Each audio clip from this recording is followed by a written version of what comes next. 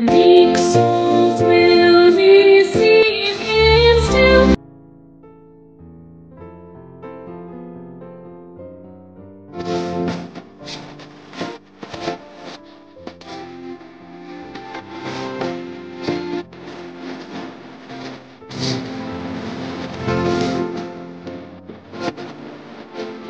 Morning world! Morning Metro Manila! And good morning Metro Cebu! This blessed and rainy Sunday, we will continue our series for the month of November until December. Simula na po natin last Sunday our new series or my new series entitled Christmas Songs with Great Blessings. At last Sunday ay pinag-aralan natin, diniscuss natin, hinimay-himay natin yung mga lyrics ng napakagandang Christmas song na Joy to the World. At narami po tayo na pag-aralan tungkol sa joy, hara in Greek. At sa panahon pong ito, I know maraming tao ang nalulungkot, nakakalungkot. But again, as I said in that message,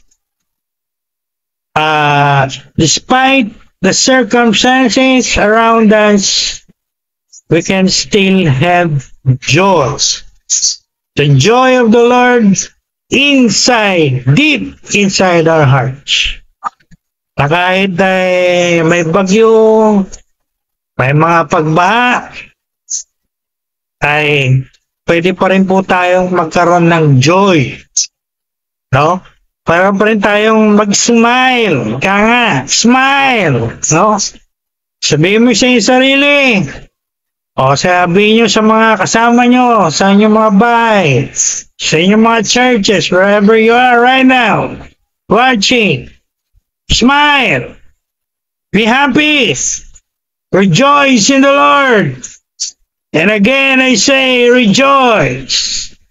Kahit po may mga ganyang pangyayari o balita, we can still rejoice. We can still have joy. We can still have happiness deep inside our hearts. Sabi nga ng famous Christian song, I love it. With Christ in my bezel, I can smile at the storm. Amen. At ngayon pong umaga, as we resume this series, meron na naman po tayong isang Christmas song na pag-aaralan. Uunawain, ihimayin yung mga lyrics para higit nating maunawaan. At yan po ay na pinatugtog natin kanina. That is the Christmas song, Oh Little Town of Bethlehem. The little town of Bethlehem. One of the favorite ng maraming Christians. So, marami po tayong matututuhan tungkol sa Christmas song na ito. So, I want you to watch until the end of this video. Alright? Wala pong gawa ni Satanas. Wala ring gawa ng sino man tao or even nature or calamities can stop us from serving our Almighty God. As we prepare for the coming Christmas, this coming December, sa umaga po ito, ang ating mga thoughts ay idadirect natin sa place, sa isang lugar kung saan ipinanganak ang ating blessed Savior, blessed Messiah, and glorious Lord. Aalamin natin, tatalakayin natin, pag-aaralan natin yung kanyang birthplace, kung saan siya ipinanganak. Hindi po siya ipinanganak sa Manila. Hindi rin siya ipinanganak sa Quezon City. Hindi rin siya ipinanganak sa Makati. O hindi rin siya pinanganak sa New York or sa London or sa Paris or wherever famous city na alam nyo. Hindi po siya pinanganak sa mga nabanggit kong lugar. Si Jesus Christ, yung ating ipagdiriwang at aalalahanin sa darating na Pasko, siya po ay pinanganak sa little town of Bethlehem. Bethlehem. Bethlehem, Bethlehem, Bethlehem. Nung ako po ay nag-aral sa seminary o sa Bible College, pinag-aralan po natin mabuti itong mga bagay na ito. Actually, I should say, mas familiar pa ako sa mga location, sa geography ng Israel, sa Middle East, kaysa sa geography or mga location dito sa Pilipinas. Bethlehem is located about 8 kilometers south of Jerusalem. And Bethlehem is actually an ancient town which dates all the way back to the time of Jacob. So, ibig sabihin, hindi lang po ito maliit na town o maliit na lugar, ito rin po ay matanda ng lugar, no? Noong pang panahon ng mga patriarch, Abraham, Isaac, and Jacob.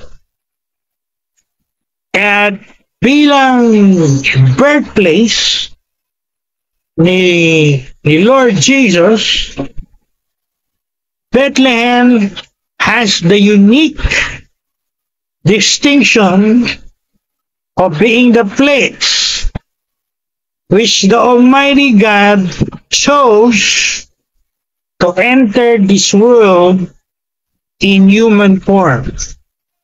Sa dami-dami pong lugar sa buong mundo, itong maliit na bayan na ito at lumang bayan na ito ang pinili ng Diyos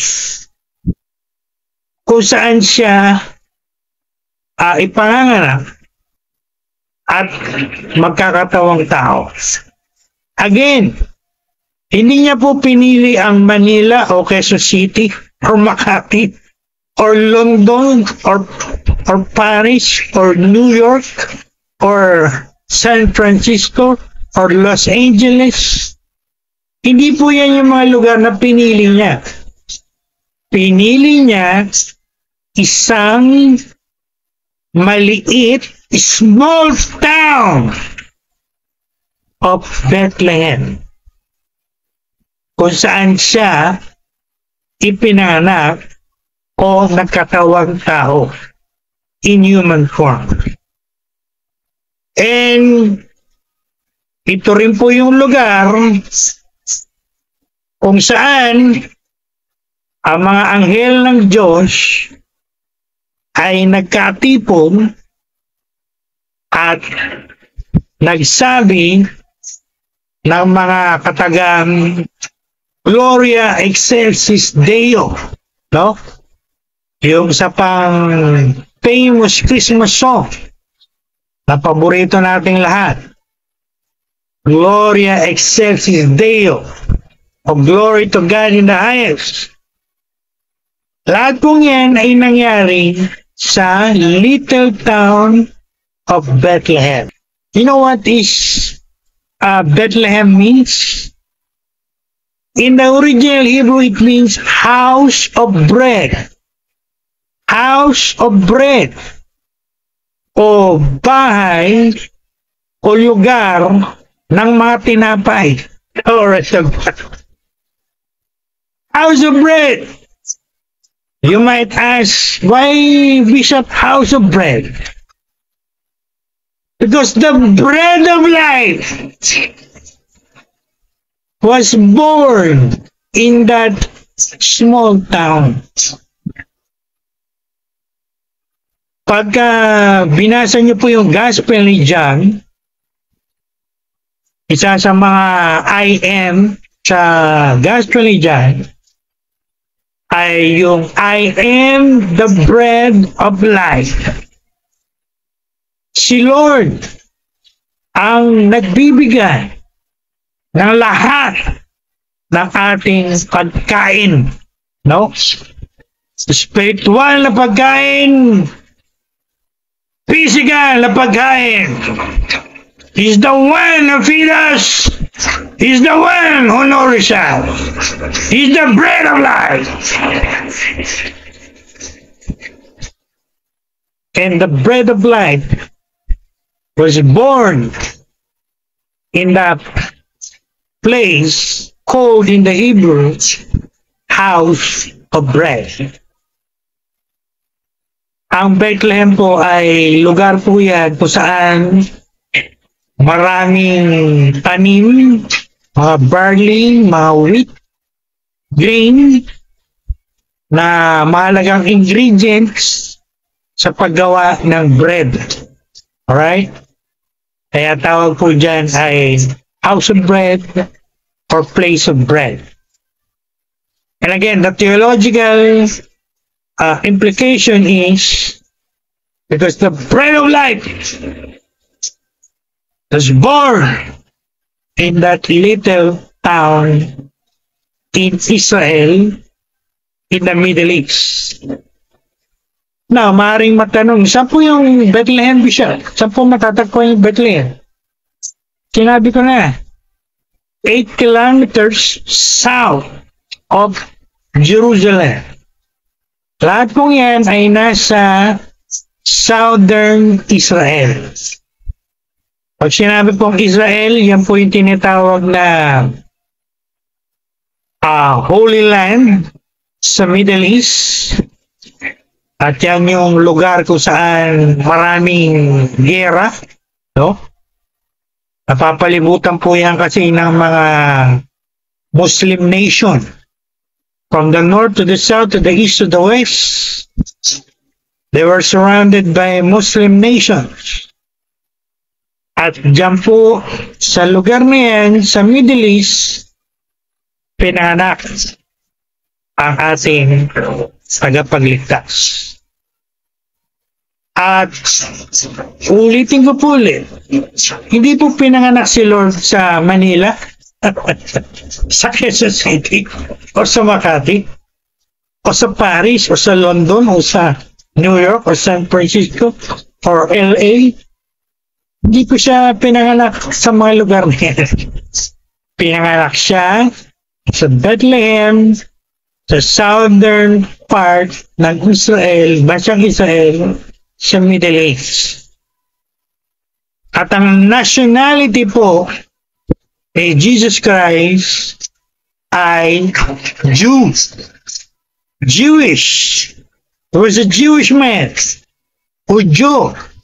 Israelita. Hindi po siya Pilipino. Hindi siya Chinese. Hindi siya British or French or American.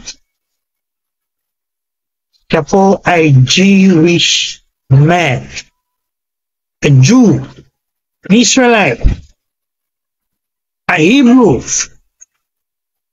So, yan po ang isang magandang matututuhan natin tungkol sa ating tagapagligtas. Diyan sa famous Christmas song na yan, no? Bethlehem, a little town of Bethlehem, where our Savior Lord was born as a Jewish man 2,000 years ago. All right.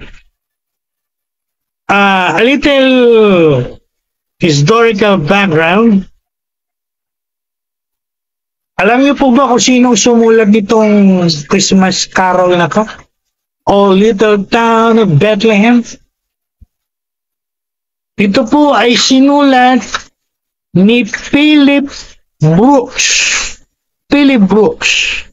You can Google it if you want. At alam niyo po ba kung sino si Philip Brooks? Sa isang pastor. Take note, pastor. Isang pastor ang sumulat ng lyrics na kantang ito. Wow. Quite interesting, ha? Hindi po musician ang sumulat ng kantang ito, kundi isang pastor, a minister. Ang pangalan ng kanyang church, Holy Trinity Episcopal Church. Pag sinabi pong Episcopal, nabanggit ko na po yan noon nung ako ay nagturo tungkol sa mga pastor. Coming from the Greek word Episcopos, meron pong denomination na Episcopalian Church, no? Just in case you do not know, kung merong Lutheran Church, merong Episcopalian Church. May Methodist Church, may Lutheran Church, may Episcopalian Church. So diyan po galing yung pastor na sumulat ng lyrics ng kantang ito. Siya po ay sa Pennsylvania o Philadelphia, Pennsylvania, USA. He was an American pastor. Noong pong 1869 to 1891. 1800. At nung ito ini-research ko, Pastor Philip Brooks, the author of the lyrics of A Little Town of Bethlehem, was recognized one of America's outstanding preacher. Wow. Hindi lang pala inspired writer ng Christmas song na ito no? Siya rin po ay isang kilalang preacher sa Amerika. Parang sa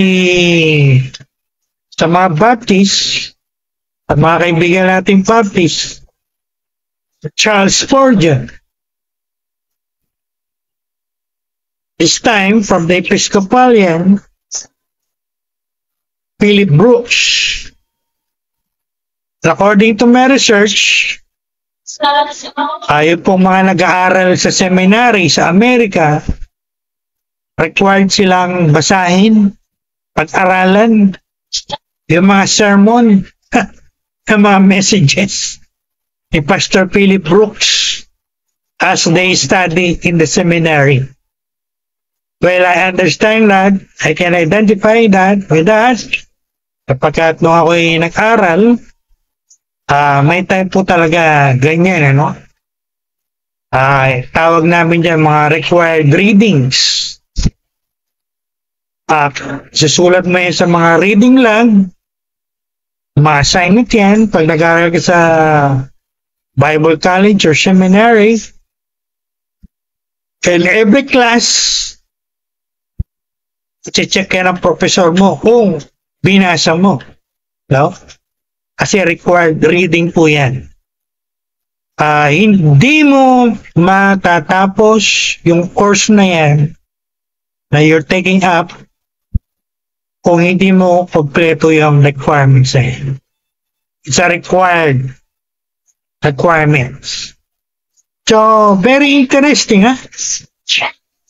For me, this is very interesting things or trivia. Well, you can call it trivia about the writer of the lyrics of this Christmas song, "O Little Town of Bethlehem." Wow!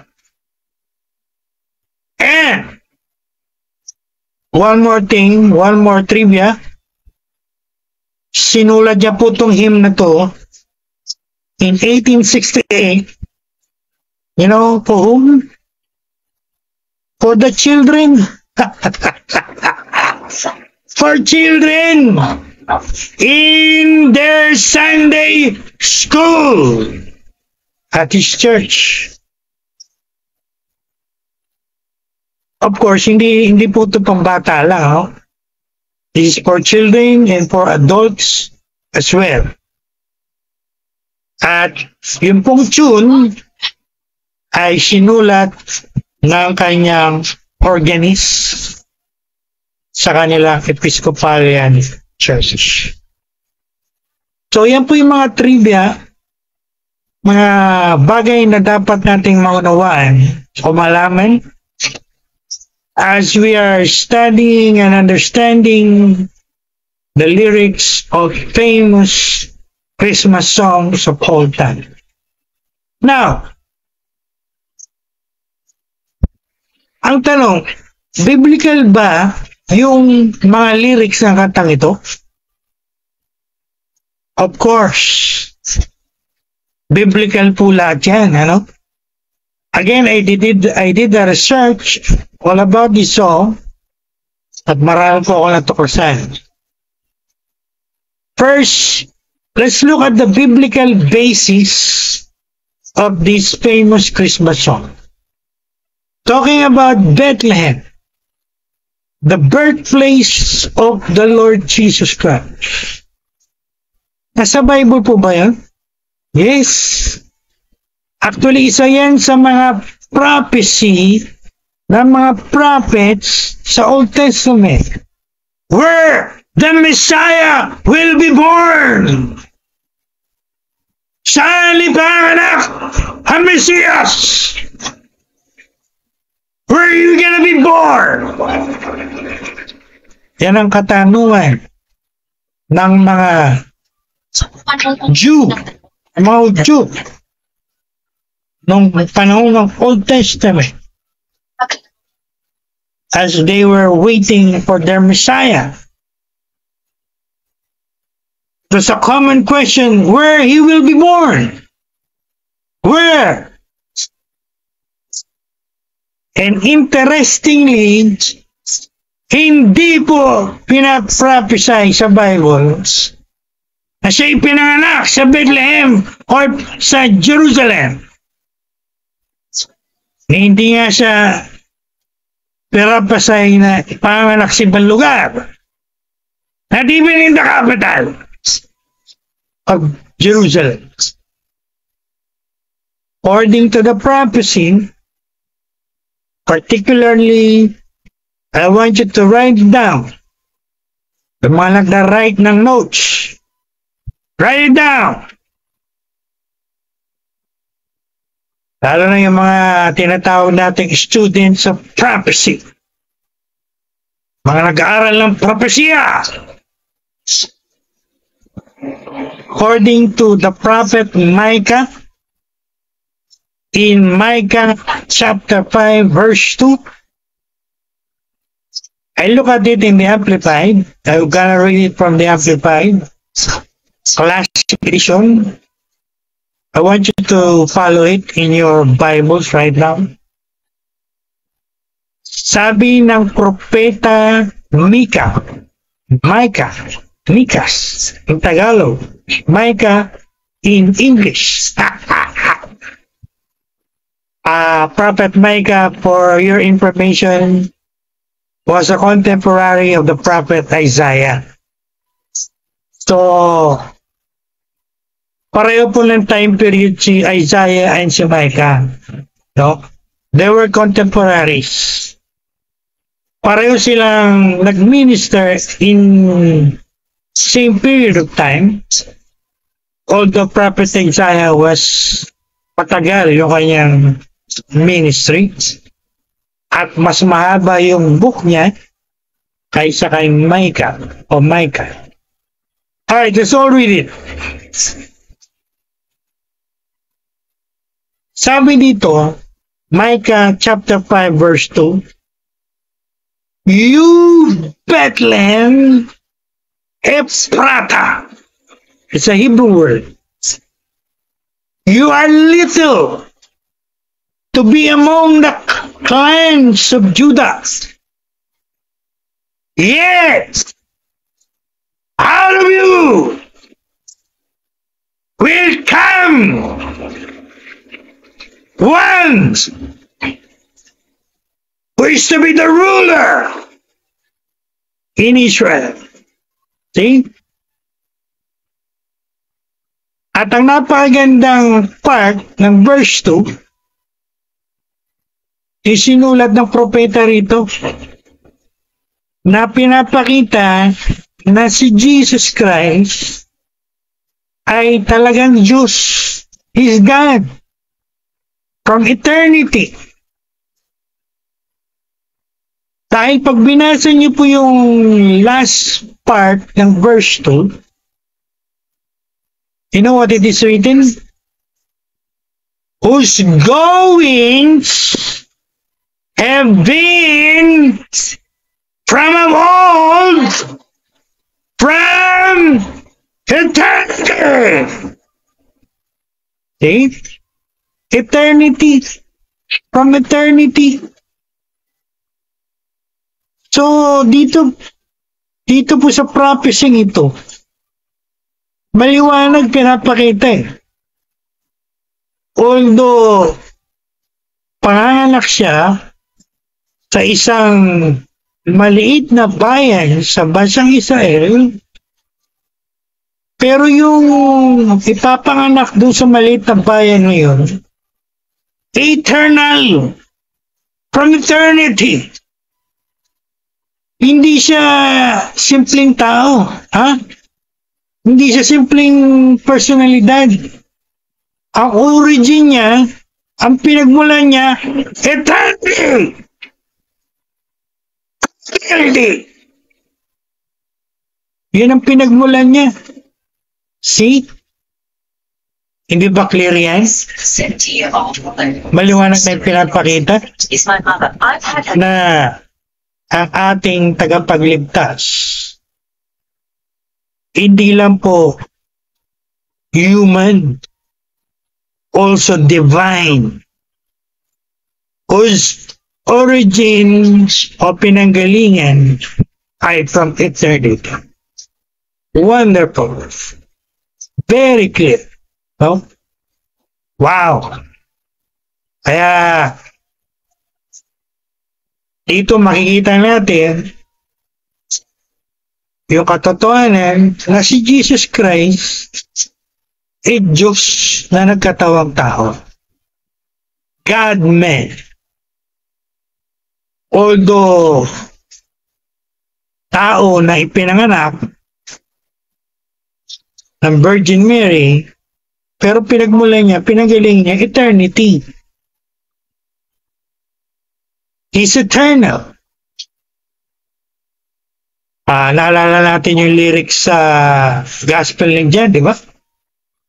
In the beginning was the Word, and the Word was with God, And the Word was God in the beginning, from eternity. Tawag po naming mga theologians dyan, from eternity past. So, maliwanag po ba?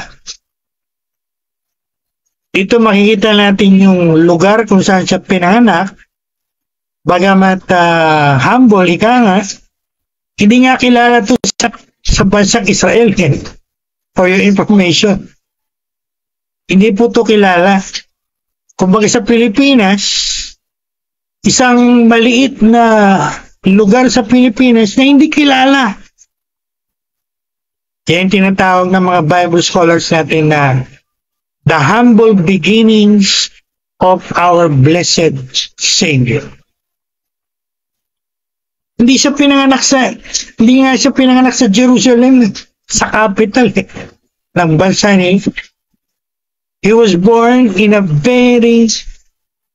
little, or masasabi natin, not known town in their country.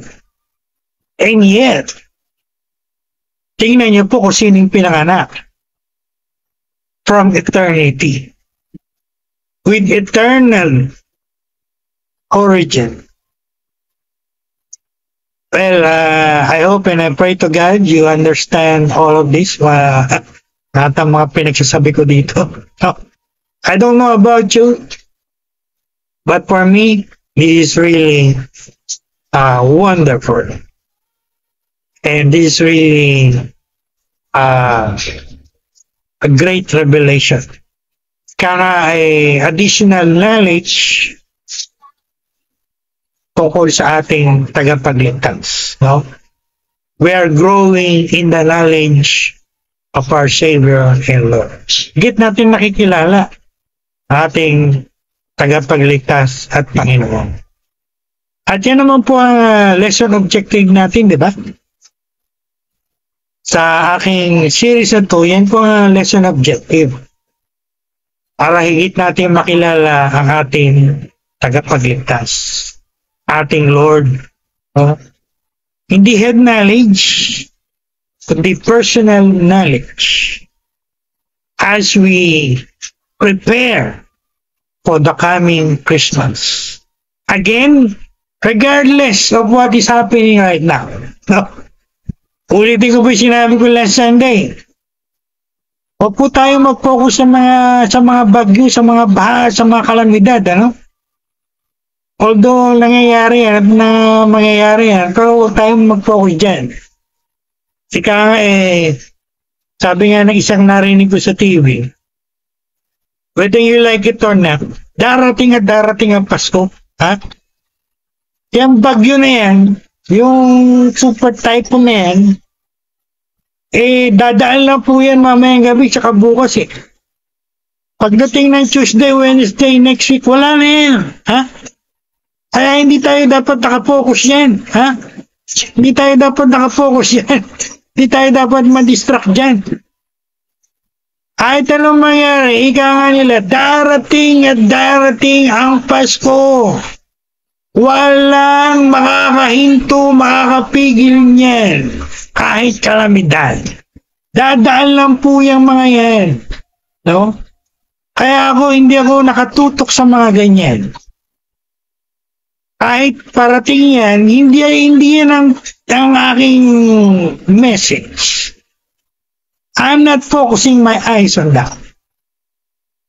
As I said last Sunday, I'm still focusing on my Savior, on my coming Christmas, on the most wonderful time of the year. And I would rather focus on the positive side than look on the negative side. You rather focus on the bright side than on the dark side. Right? So, yun ang tanda po natin, no?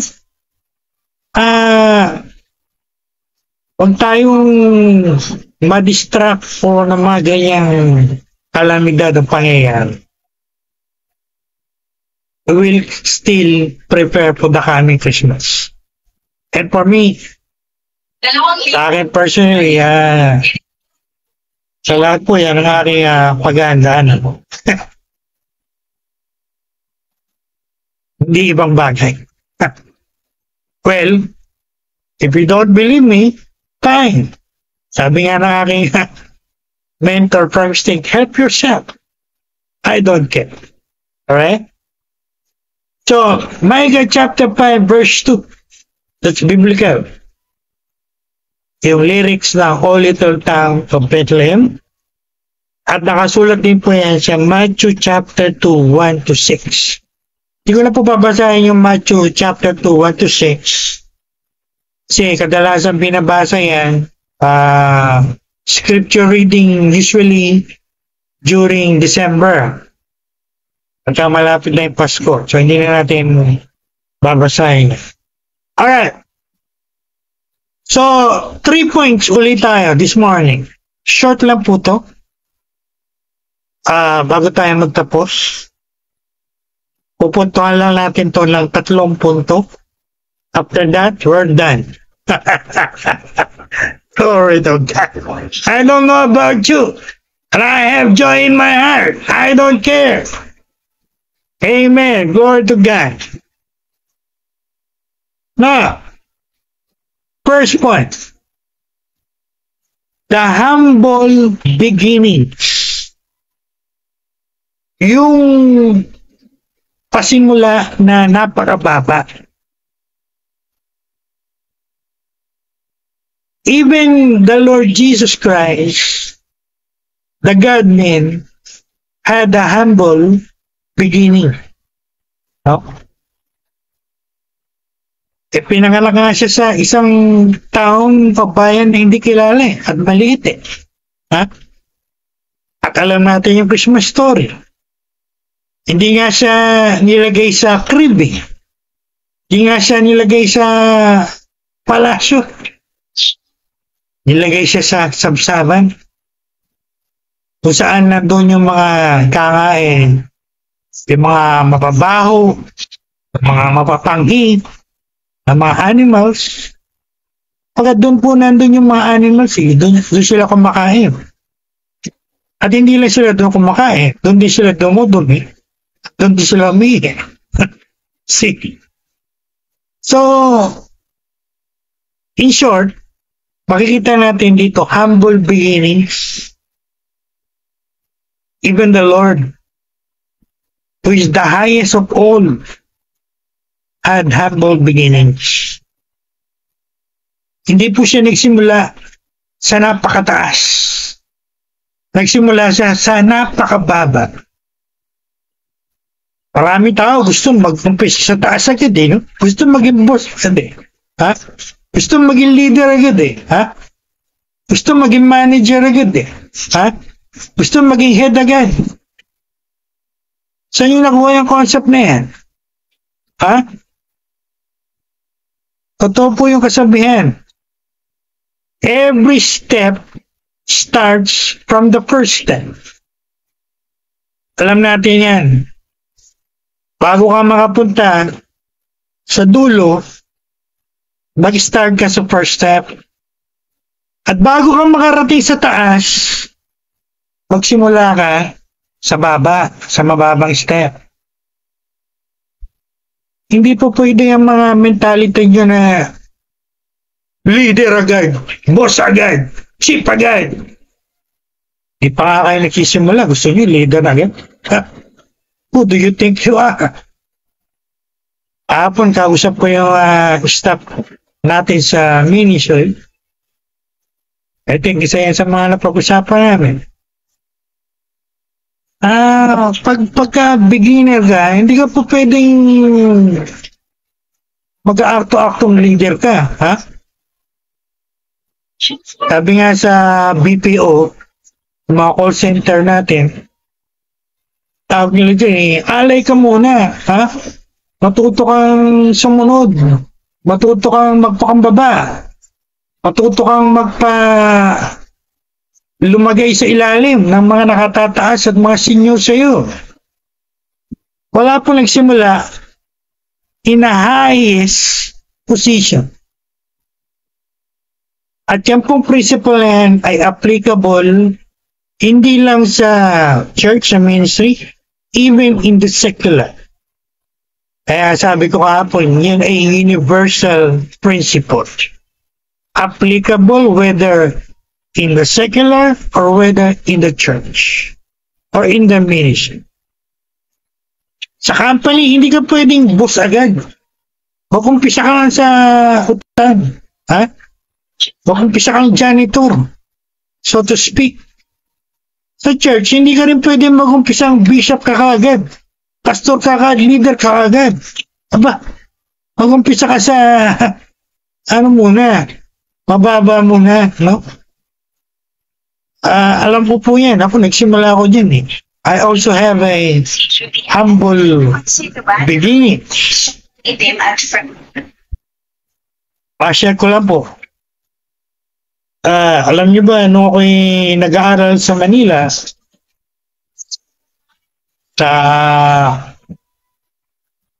sa ministry, naranasan po maglinis ng CR eh. Mag-map. Naglinis po ako. Naglinis din ako ng CR. Naglinis ako ng CR, naglinis ako ng mga dapat linisan sa church building. Naranasan kong mag-map, naranasan kong maglinis ng CR, etc. I get the point. Lahat po ng tunay na leader or great leaders have or had small beginnings. And even the Lord, in our lesson this morning, had it also. Alright? So, ano pong lesson ito? Hindi ko na po hahabaan to. Sabi ko nga, i-clear ko lang itong 3 points na to, no?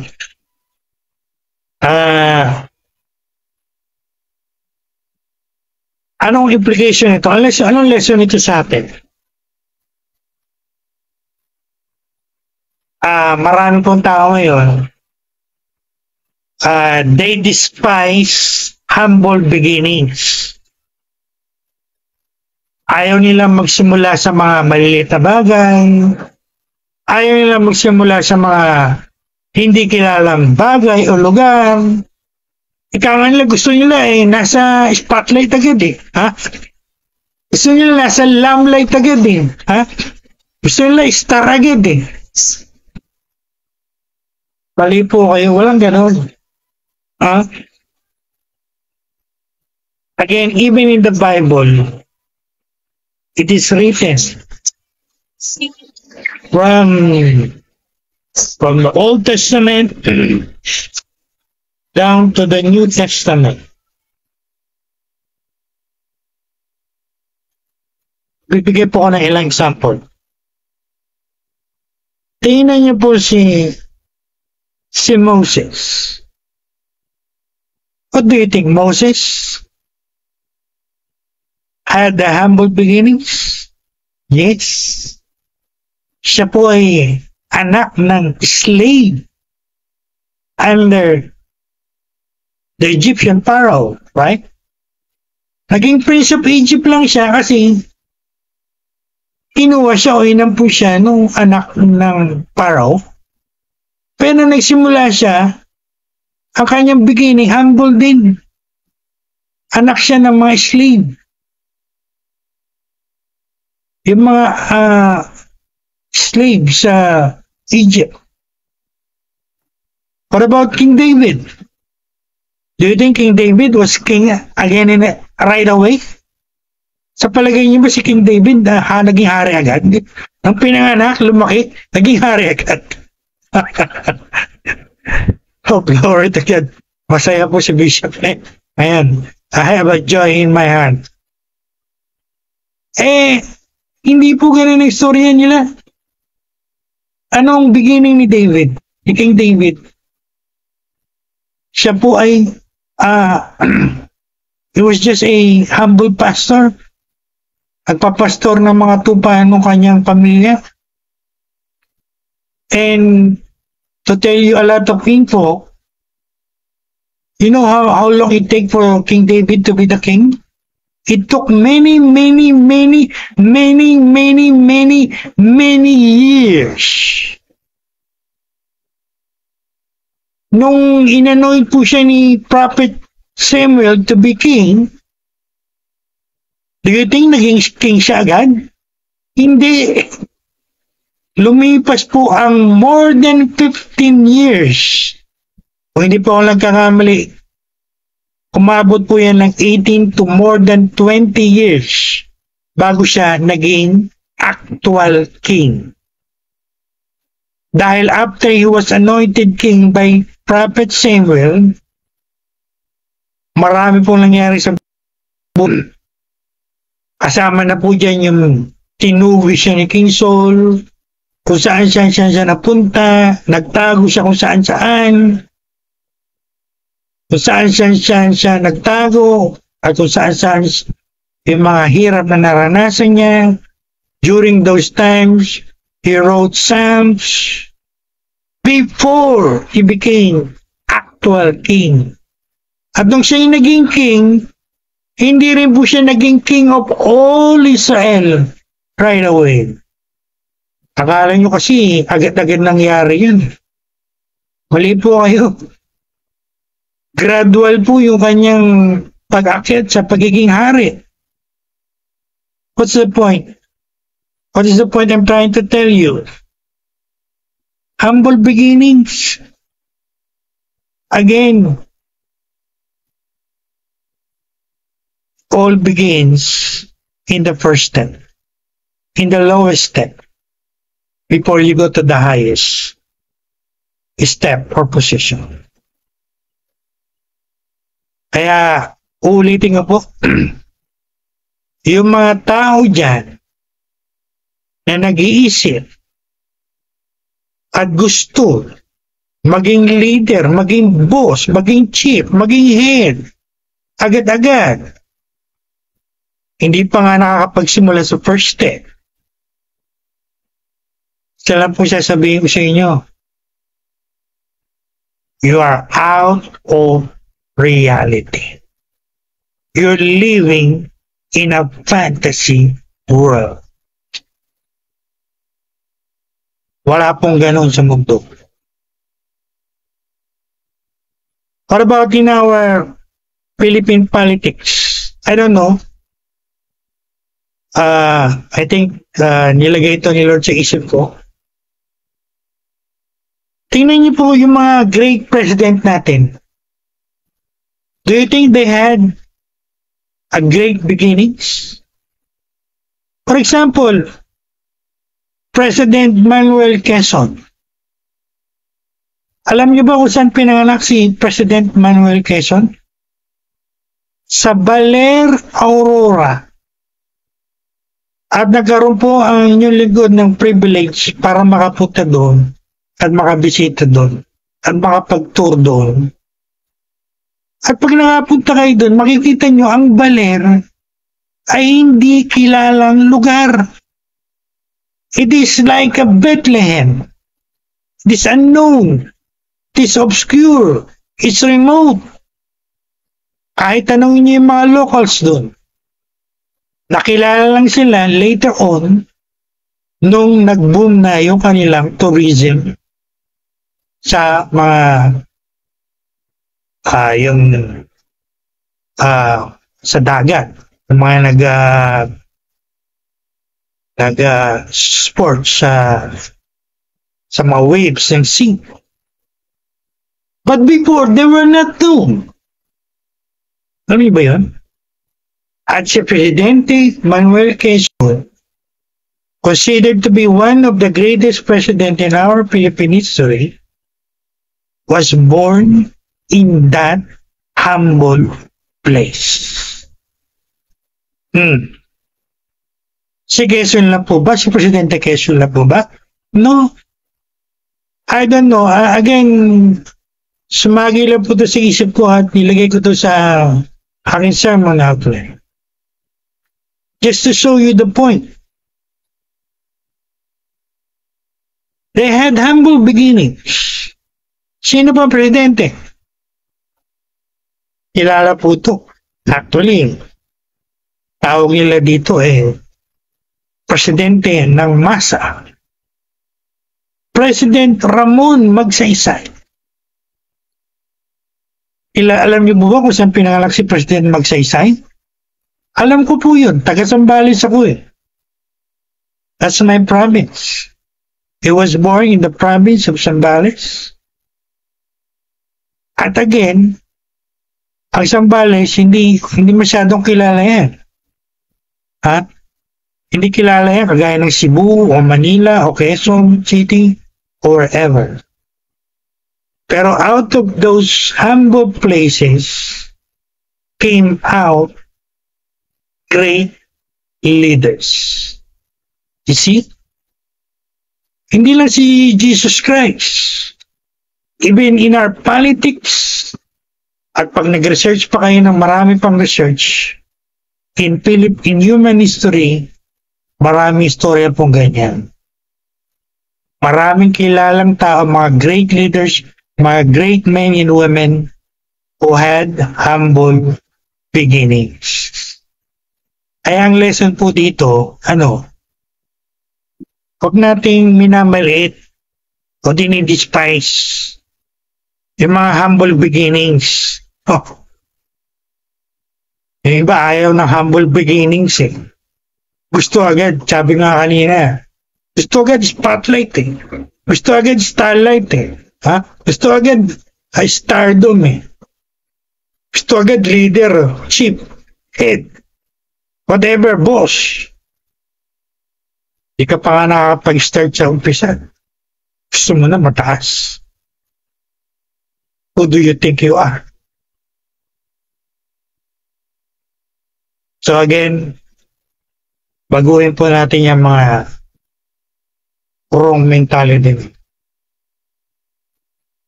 And before I end this first point, I can say God still works this way today. Ang Diyos ay kumikilos pa rin sa ganyang kaparaan sa panahon natin. No?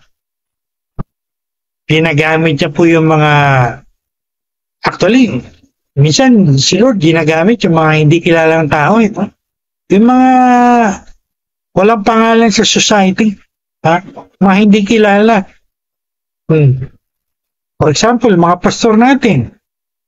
But God using them in a mighty way to change their neighborhood, their barangays, their communities, and even their cities. Right? So, huwag po nating maliitin yung mga humble beginnings sa tinatawag.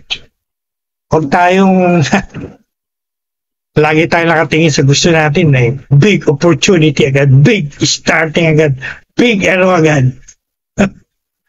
Di pa nga kayo nagsisimula sa simula Gusto nyo, ganyan na kayo agad.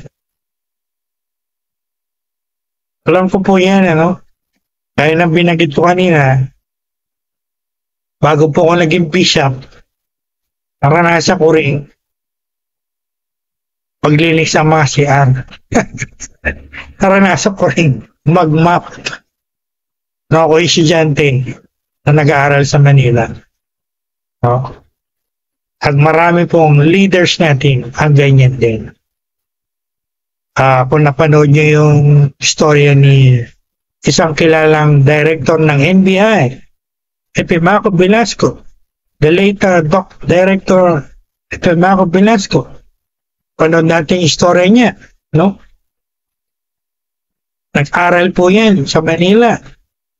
Pinakita nga doon sa pelikula niya, naginap pa na ni Fernando Pojucho. So, umpisa, nagmamap siya. Working student siya. He had a humble beginnings before he became NBI director. You get the point? So, that is the first lesson we must put deep inside our spirit this morning. Right? So, tandaan po natin. Kung kinakailangan yung magsimula sa mababa, magsimula kayo sa mababa. Huwag kayo masyadong maging ambisyoso. Ha? Gusto niyo magsimula agad bilang star. Gusto mo maging star. Hindi ka pa nga nagiging nagsisimula sa mababa. Gusto mo star agad. Alam niyo po, marami po akong kwentong pwedeng i-share sa inyo. Kahit yung mga star natin sa pelikula, si Fernando Poe Jr., at yung mga kilala natin actor, actresses, may mga humble beginnings po yan. Hindi po sila nagsimula as a big star.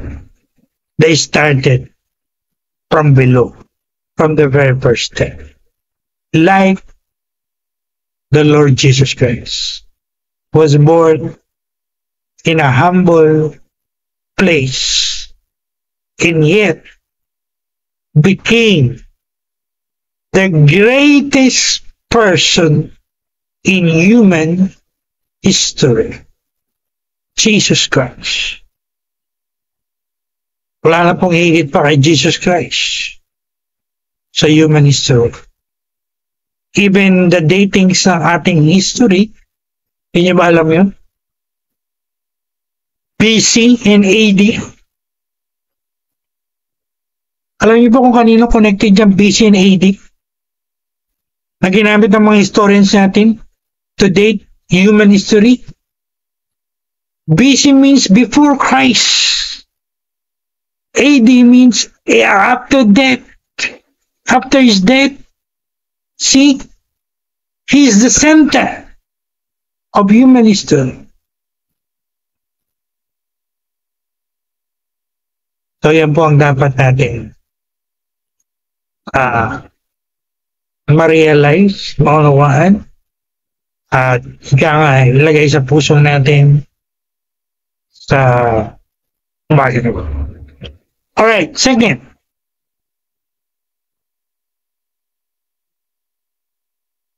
Yung pong magandang lyrics ng kantang ito,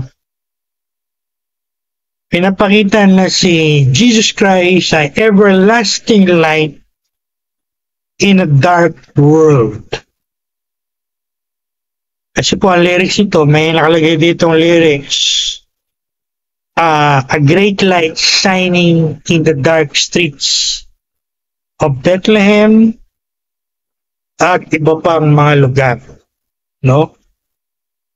Alam naman po natin yan. Ika nga ni Lord, yung nagturo siya sa Sermon on the Mount. He said, I am the light of the world. Siya yung light. At ganda yung sinabi niya sa Gospel ni John. Actually, nag-usap to sa akin one day. Kaya ko, ano sinabi niya? Naging rema dito sa akin. And I pray to God it will be a rema to you tonight, this morning. He said, from the Gospel of John, I am the light. Whosoever follows me will never remain in darkness. Tama po ba yan? Totoo po ba yan? Of course. Kung ikaw o sino mang tao ay tunay na sumusunod kay Lord Jesus, hindi mananatili sa kadiliman yan, tama? Kung nasa kadiliman ka ngayon, at nananatili ka sa kadiliman ngayon, isang bagay lang pinapakita niyan, implying you're not really following the light. Because if you're really following the light, you will never stay in darkness. Tama? That's one of the great lyrics in this song, O Little Town of Bethlehem. A great light shining in the dark streets of Bethlehem is the light of the world. At alam ng mga tunay na Christians yan, ano? Yung mga tayo nagsimula sa kadiliman ng mundong ito, nung nagsimula tayong sumunod kay Lord Jesus, nung nakakilala tayo sa Kanya, o di ba, nagkaroon ng changes sa buhay natin. Hindi tayo nanatili sa kadiliman. We graduated, ika nga, from darkness to light. And we are now in the light as children of light. At pwede tayong maging light ng mga tao sa mundo. Lalo po ngayon, paparating ang bagyo. Paparating ang malakas na bagyo, super typhoon. Anong example ang pinapakita natin sa mga tao? Nagpapakita ba tayo ng takot? Takot na nga yung mga tao. Ika nga, gumagaya pa rin tayo. Worried na nga yung mga tao, anxious na nga yung mga tao. O ikaw, nagkiklaim Christian ka. Anong pinapakita mo? Worried ka rin. Anxious ka rin. Where's your light? Where's your influence? Where's your good example? Kahapon po ay nagme-meditate ako tungkol sa bagyong ito. I think the other day. And I was talking to the Lord in my spirit. And my mind was very active. And I was talking to the Lord, Lord, what you want us to do? Ano gusto mong gawin namin, Lord? Alam niyo po kung ano dumating sa mind ko? Nagkaroon ako ng tinatawag na process of elimination. Ano ba sinasabi ng Bible? Sinasabi ba ng Bible matakot tayo? Of course, X yan. No. Because the Bible tells us, do not be afraid. Sinasabi ba ng Bible, mag-worry tayo? Again, in my mind, I'm doing a process of elimination. I thought, no, X yan. Hindi tayo tinuturuan ng Bible to worry. Actually, the Lord said to us, don't worry about tomorrow. Don't be anxious about tomorrow. So, X lang yun. Ano pa? Iba pang mga klaseng negative emotions. And then, when it comes to preparation, it came to me, is the Lord telling us to prepare? Doon ako nagkaroon ng check. Hindi X, check. So in my spirit, in my mind, through what I call the process of elimination, I came to the conclusion, there's only one thing that the Lord is telling us regarding this coming storm. Super tight. Don't worry. Don't be anxious. Do not be afraid. Just prepare. Be ready. Kayo, ano kayo? Anong nasa isip nyo? Anong emotion nyo? Are you showing the light? Or are you also contributing to the darkness around you? Tumitingin ako sa mga Facebook. Dami kong nakikita mga Facebook posts sa mga nagkiklaim Christians. And to my surprise, all their posting is all about the storm. It's all about the storm. Whereas the Lord is telling me something different. Kaya kahapon nirepost namin yung video ko na nagturo ko ng about the prayer that can change the weather or stop the rain. Although pinost na po namin yun, nirepost po namin uli yun. Why? Because the Lord is leading us to educate the people, to tell the people what is the right thing to do. Mga kapatid, light tayo. Hindi tayo darkness. Kung mga tao sa mundo, ganyan ang mga reaction, huwag na tayong sumausaw. Tuloy nga kayong mga Kristiyano. Wala naman kayong difference. Pareho lang kayo ng mga tao sa mundo. So where's your difference? Anong pagkakaiba mo? Walay.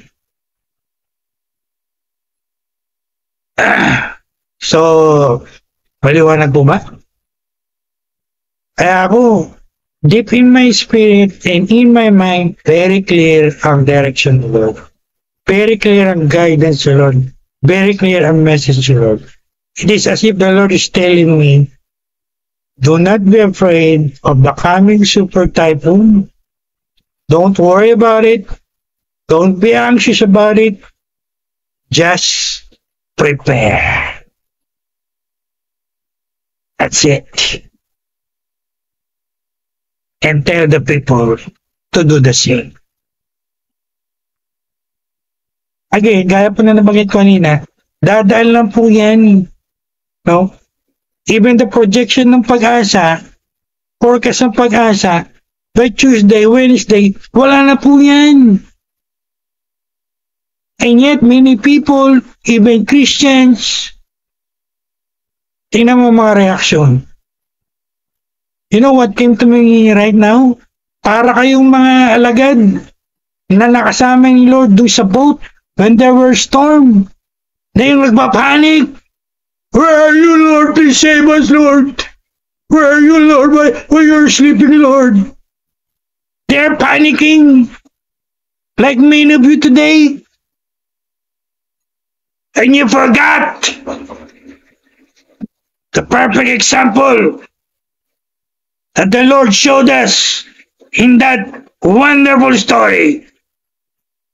He was peaceful. So peaceful. He can sleep with 100% peace. Eh kayo, ano reaction nyo? You know what came to me? Nag-flash sa akin yung story na yun. Right now, I think that's the work of the Holy Spirit. Ganyan ang maraming tao, ganyan ang maraming Christians ngayon. Lord, where are you? Lord, Lord, Lord. Alam mo, katapusan na ng mundo eh.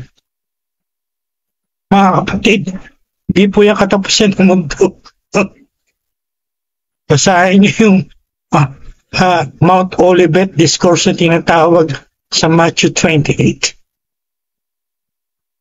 Marami pa po kayong dapat malaman at pag-aralan. Hindi po ako nagyayabang. Sabi nga ng iba, marami pa kayong bigas nakakainin. So, huwag tayong ganyan. Ha? Tandaan po natin yung sinasabi ko ngayon. I'm speaking as God's servant. Kalma lang po tayo. And let's face it, with all the boldness and all the courage and all the bravery that the Lord or the Holy Spirit is giving to us. At the same time, making all the practical preparation. No? Napakalaga po yung preparation. Preparation, preparation, preparation. I'll never forget it. Sariwa pa yung tinuro sa akin ni Lord last September when my mother passed away. Preparation, preparation, preparation. That's all we need. Again, huwag po tayong kagaya ng mga alagad dun sa story. Nagpapanik. Don't know what to do. What will happen? Lord, Lord, is it the end of the world? Lord, Lord.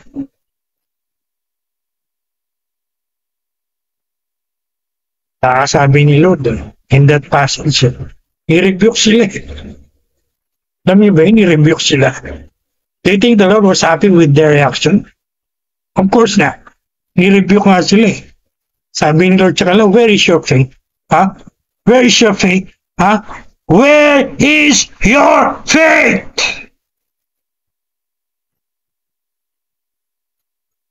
Wala silang faith eh. All they had was fear. Ilang libong beses ko na po tinuro yan. Faith and fear cannot exist at the same time. Hindi mo pwedeng sabihin na I believe and yet I am fearful. No? Isang bagay lang po yan. Kung full of faith ka, wala kang fear. Minamanifest po yan ni Bishop Lopez. At kung full of fear ka, isa lang din ang ibig sabihin yan, wala kang faith. Period. So, mga kapatid, guys, again, there's the great light that shining in the darkness of this world. At sa ngayong medyo padilim na, lalo na mamayang gabi, magsilbi tayong liwanag. Ha? Kung nagpapanik yung mga tao, kalma tayo. Ha? Ano natin sila matutulungan kung gano'n din kayo? Get the point? Last, and I think I will emphasize this, yung pong little town of Bethlehem, based on my research, at nakita ko rin po sa isang kanta, meron po yung last stanza. Napakaganda po ng lyrics niyan. Alam niyo ba yun? I'm sure lahat tayo hindi natin nabigyan ng pansin yung last stanza niya, last paragraph. Kaya ngayon, bago tayo magtapos, I'm gonna point it out to you very clearly. I'm gonna read it.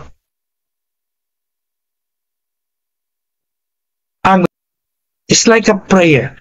Makinig po kayo lahat. Listen up.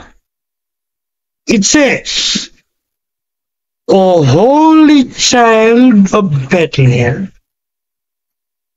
descend to us, we pray, cast out our sin, and enter in. Be born in us today.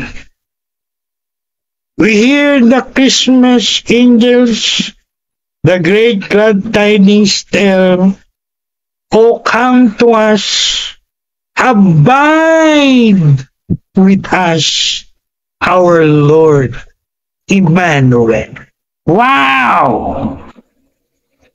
That's amazing!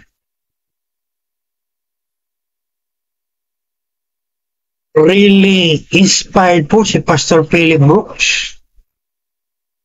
I should say he's 100% inspired by the Holy Spirit when he write those last words in the final stanza of this great Christmas song.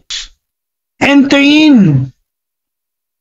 Pumasok ka sa amin, Lord. Be born in us today. And cast out our sin. And stay with us, O Lord Emmanuel, God with us. Isn't it great? Sabi nga ng mga isn't it great? Isn't it wonderful? Oh, glory to God. See, yung sinabi ko po last Sunday eh. Kanta tayo ng kanta, pakinig tayo ng pakinig. And yet, di naman natin talaga naunawaan 100% yung lyrics, yung message ng kanta. Ito po yung katotohanan. Ay wala, hindi po ako magsasawang ulitin. As long as I will live, I will preach it and I will teach it. Ano po yun? The greatest gift you can receive this Christmas is not the material gifts, not even the money, not even all the happenings that I mentioned last Sunday. The greatest gift you can receive this Christmas is no other than the person of the Lord Jesus Christ. Sa Paskong ito, o sa papalapit na Paskong ito, nag-pray tayo, inanyayahan natin si Lord Jesus na pumasok at manatili, abide, stay in us as our Emmanuel, God with us. Tama po ba? That's it. Abide with us, our Lord, Emmanuel. Wow. Glory to God. What a wonderful Christmas song. Oh. Diyan po tayo magtatapos. So what will be my summary, conclusion, application? Well, recap lang po tayo. First, huwag tayong kagaya ng maraming tao. Out of their pride, gusto magsimula boss agad, head agad, step agad, number one agad. Hindi ka pa nga nagsisimula sa first step, sa lowest step. Gusto mo na nasa highest ka na. Again, you're living in a fantasy world. You're not living in a real world. Wala pong ganyan. No. Mapa, secular world, mapa, world of church or ministry. That is the outstanding principle applied. Everyone goes, start at the first step. Don't despise humble beginnings. Diba, kinakaya, pinanganak sila sa mababang lugar, sa hindi kilalang lugar. Huwag po tayong ganun. No? Lalahanin natin, ang Savior nga natin had a humble beginning. He was born in a small, not popular place, country of Israel. And yet, out of that small place came out the greatest in human history. At kanina nagbigay po ako ng mga examples sa ating politics. Marami po yan, ha?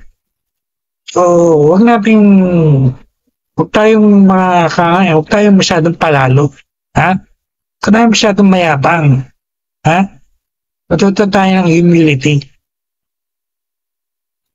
That's the first lesson. Second, light. Oh, lalo ngayon, ha? Ginagawa ko pong relevant itong conclusion application natin. Particularly today and tomorrow, as we are facing this super typhoon, magsilbi tayong liwanag sa pamilya natin, sa mga kamag-anak natin, sa mga ibang tao, Sila yung natatakot. Huwag na tayo sumausaw. Takot na nga sila, takot ka pa rin. Pwede pare-pareho na kayo takot. Worried na nga sila, worried ka pa rin. How can you help them? Wala na nga silang alam, wala ka rin alam.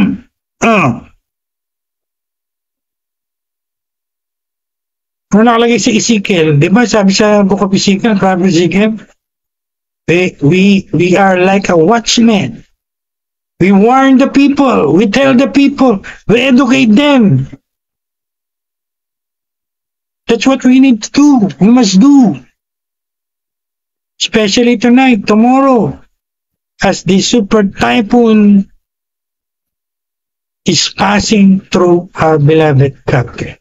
Pag-pray na rin natin yung mga kababayan natin, no? Nakakaawa po yung mga kababayan natin na salanta na nga nung nakaraan ng lindol, ng bagyo, ng baha. Ngayon, dadaanan na naman sila, no? Nakakaawa po sila. Feel sorry for them. Just offer prayer for them. Kaya nasabi ko sa aking video, there's a prayer that can stop or divert the rain. We never know. Pakinggan tayo ni Lord, sagutin ni Lord yung prayer natin. Magkaroon ng changes in the weather, magkaroon ng diversion, whatever. So there will be less and less casualty or destruction of property. And last, I like the last stanza of this wonderful song. Sa lahat po ng mga di ba nakakatanggap sa Panginoong Diyos, I will post in this video what we call prayer of acceptance or sinner's prayer. I want you to pray it from your heart yourself. Hindi po ako magpe-pray ngayon.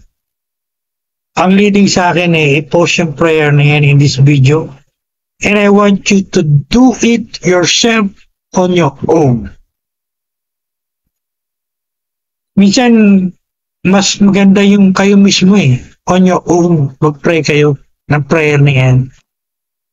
At walang nag-lead sa inyo. No? Minsan, pag may nag-lead sa inyo, sumusunod lang kayo. Kasi may nag-lead Why don't we do it the other way?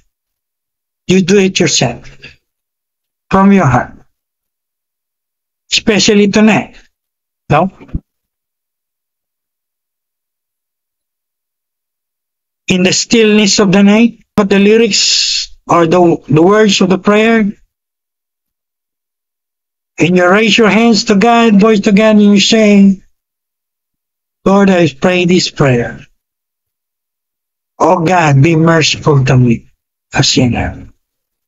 I accept Jesus in my heart. And you follow that prayer until the end. And I pray to God, this video will be used by God mightily for many people around the world. Alright? Again, hindi po ako magsasawang sabihin. I think, as long as I live, habang buhay po ako, ituturo ko po yan. The best, the greatest gift you can receive this Christmas, this coming Christmas. Not cellphone, not iPhone, not the latest model of Samsung, not even your 13-month or your Christmas bonus, or your great Christmas vacation, or whatever. As I said in last Sunday video, that's temporary, that's temporal, it will pass away. But when you receive the Lord Jesus Christ in your heart, it will last long as you live. Especially, pagka ginawa niyo po yan ng buong puso nyo, no? Hindi nguso lang. Alright? So, If this video or if this teaching enlighten you and give you information, inform you a lot, particularly about this wonderful Christmas song, O Little Town of Bethlehem, please give it a like, post your comments, share to many people around you. And enjoy the rest of your day. Pwede pa rin po tayong mag-enjoy. Huwag tayong full of fear or full of worry. No, kalma lang tayo. Amen. God bless you richly. In Jesus' mighty name.